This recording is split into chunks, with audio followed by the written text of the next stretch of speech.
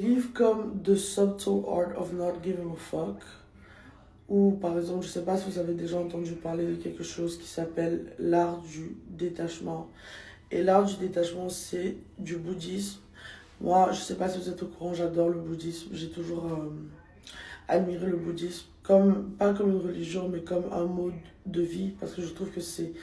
Je vois souvent les gens qui vivent dans les temples, qui font de la méditation et tout ça, ils ont l'air très en paix avec la vie et en paix avec eux-mêmes. Du coup, je trouve qu'il y a forcément des vérités sur les philosophies qui sont appliquées dans le bouddhisme.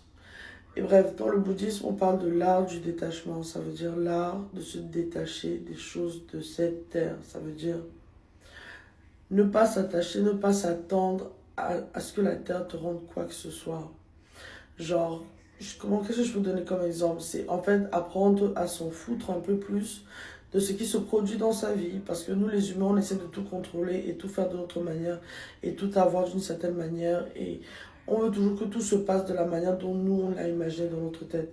Et l'art du détachement, c'est se détacher de tout ça, se détacher de ses envies, se détacher de vouloir tout contrôler, se détacher de vouloir toujours tout vouloir de sa manière à la perfection. C'est en gros de se détacher de ses envies charnelles.